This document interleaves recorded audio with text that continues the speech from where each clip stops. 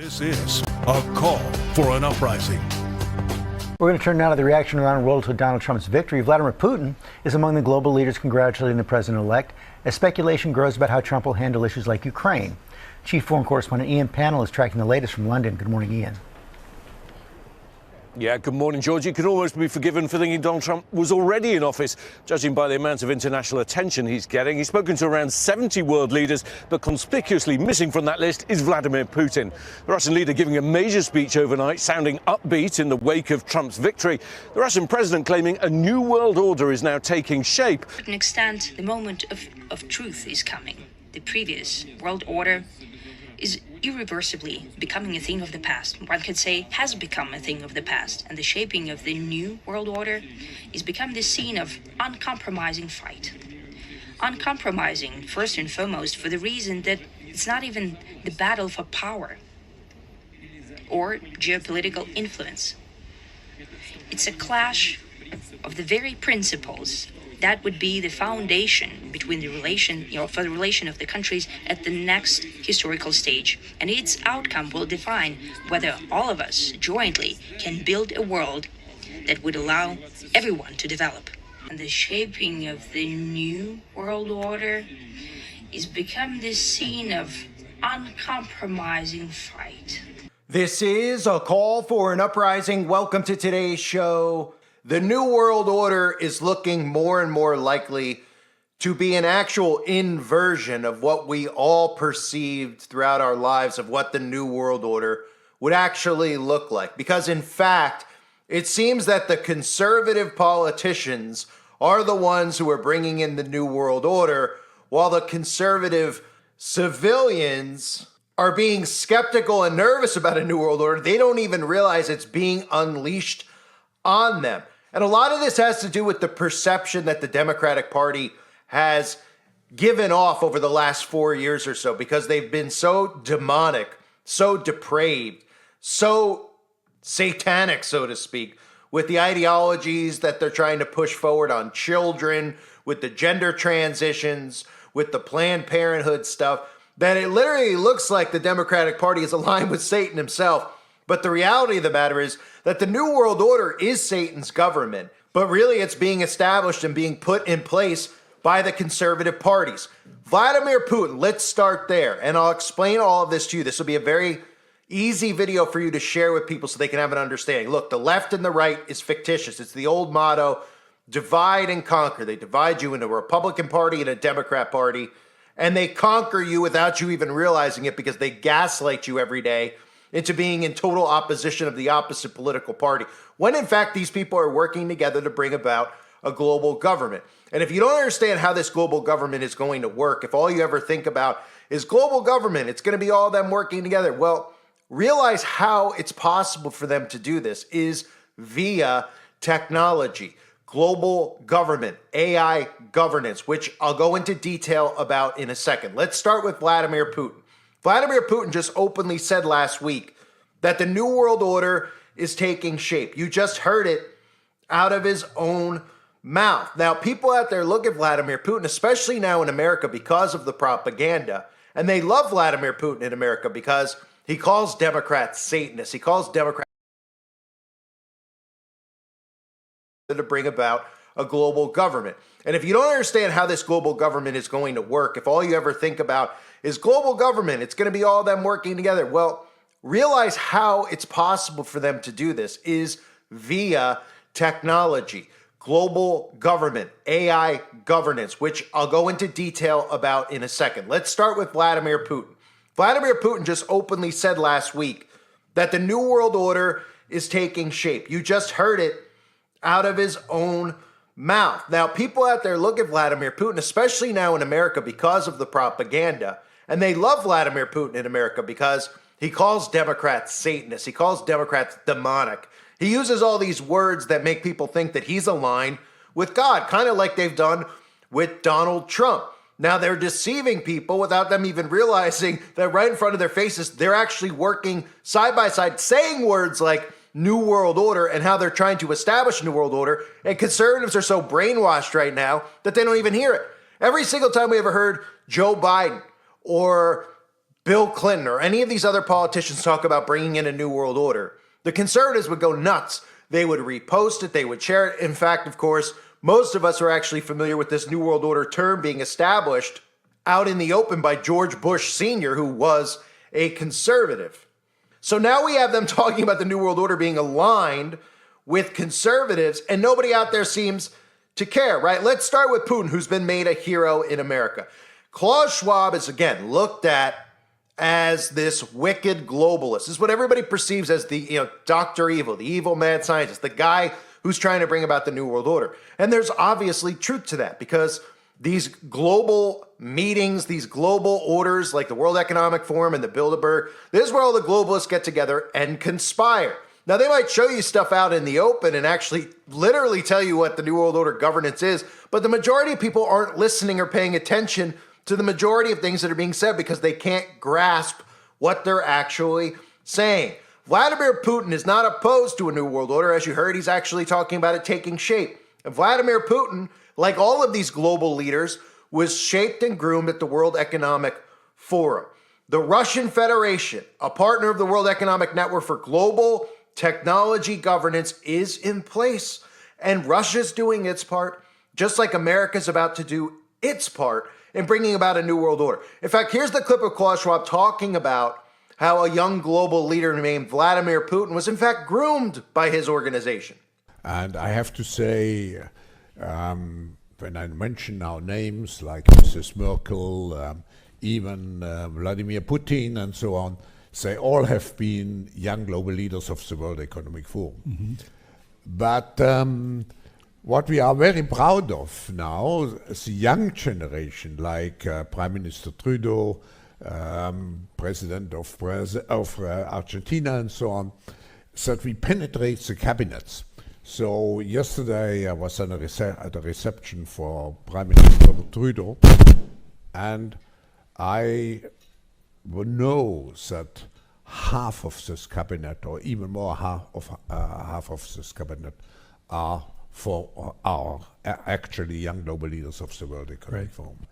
Even Vladimir Putin and so on, they all have been young global leaders of the World Economic Forum. So that shouldn't surprise anybody out there. We have Vladimir Putin directly connected to Klaus Schwab, just like we have Donald Trump directly connected to Klaus Schwab. Donald Trump on the record saying what a genius Klaus Schwab is. A tremendous success. Yeah, great success. And this gentleman, as you know, he's done a great job. Thank you very much. So for those of you that don't know, Elon Musk, also somebody who's attended the World Economic Forum, somebody who also in the last couple of months has been at Global Citizens Awards events with Klaus Schwab. Global Citizen Award. I don't know how much more obvious this stuff can actually get. So let me explain to you what the World Economic Forum is trying to do.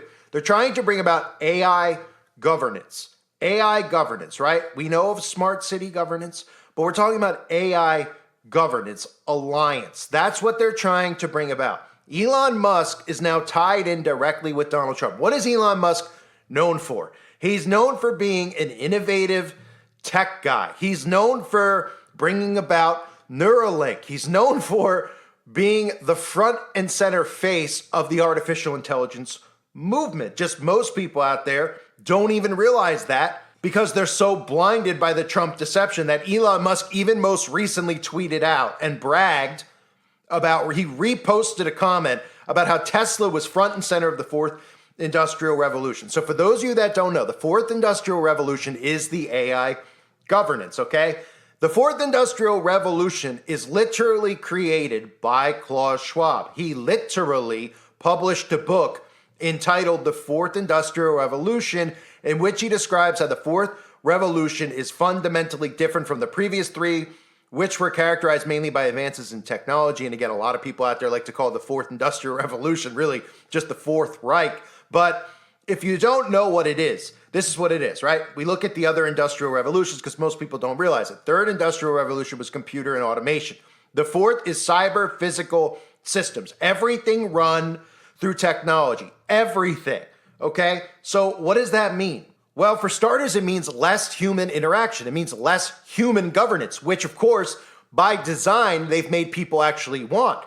Because people out there are so angry and hate the opposite political party so much that they're going to be clamoring when they say we're going to fire government officials and replace them with artificial intelligence. But let's start by looking at the obvious here. Again, this is Klaus Schwab talking about the fourth industrial revolution, which is the new world order. And keep in mind two things. One, how he talks about how this fourth industrial revolution is literally going to change you. He's not saying it's going to change your temperament. He's literally talking about how this technology is going to be implanted in people and it's going to change you and what it means to be human. And the other thing to listen to is what he says at the end.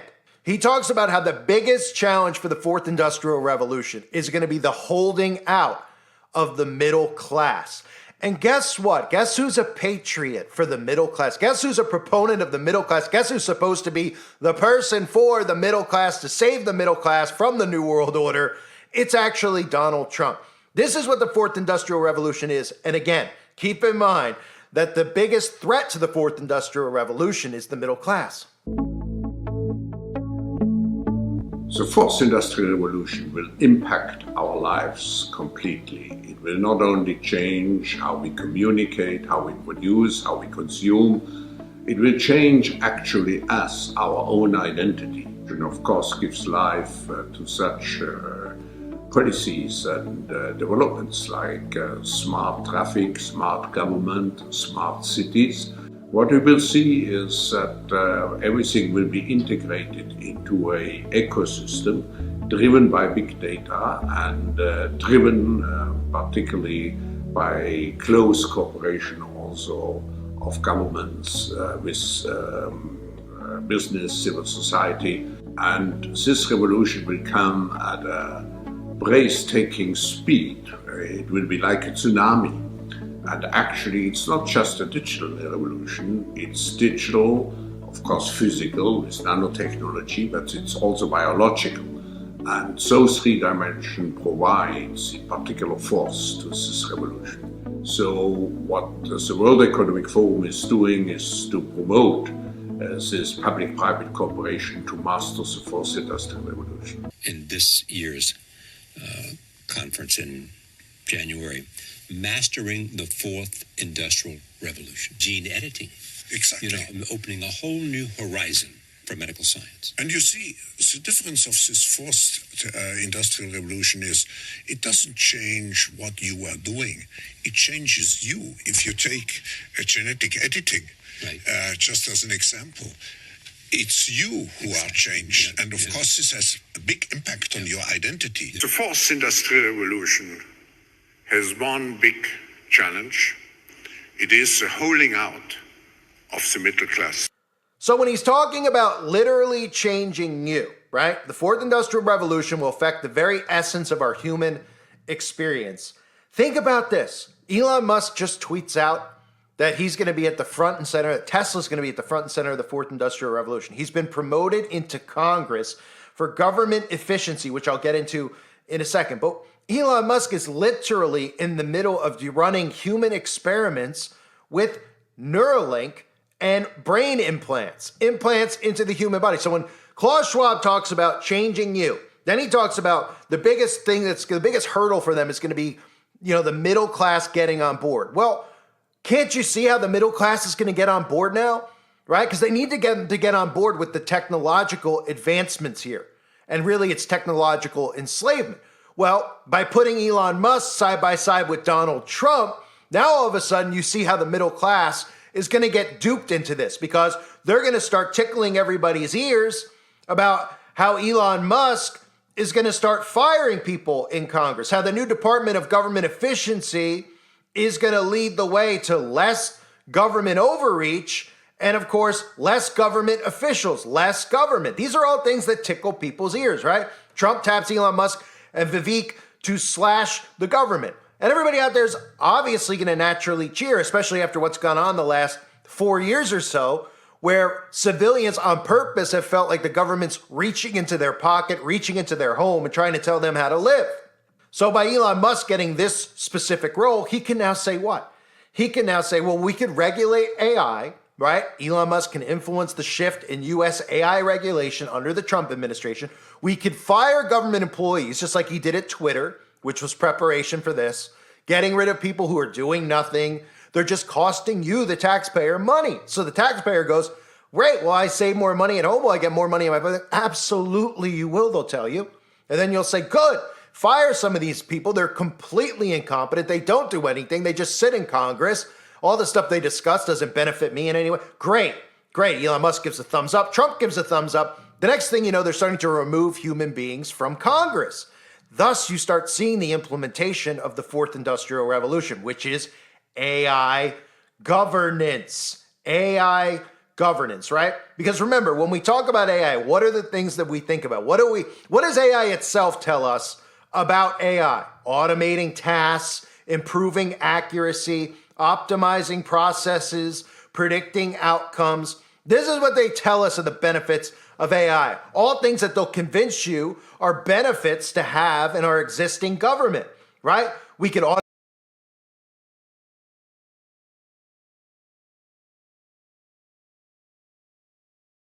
which of course it is, but both parties are aligned with it.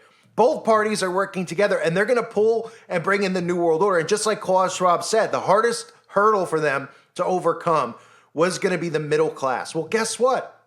The middle class is now going to support whatever Donald Trump and Elon Musk say, because they're going to be so happy, not even realizing the only reason that they're happy all of a sudden is because the propaganda machine has eased its foot off of the propaganda. Now they're telling you that it's a normal world and Trump's draining the swamp. And of course, naturally, when you're in a psychosis, you just will believe whatever they're telling you. In the first place, you don't look back at the stuff that they were saying and say, okay, they're overreacting to this or they're doing that. All they're doing here is just not telling you anymore that things are bad. So suddenly you don't feel like things are bad. And then when they tell you they're going to fire all these people, all these woke DEI guys, everyone's going to be on board fully. And the New World Order is going to be established right in front of their faces, just as Elon Musk tweeted out. Novus Ordo Seclorum, the order of the ages, the New World Order, coming right in front of your faces, being brought in right in front of your faces by these people who pretend to be conservative Christians like Vladimir Putin, like Donald Trump, now all of a sudden like Elon Musk, who's open to the idea of God. And don't forget, the fourth industrial revolution is more than just AI governance, okay?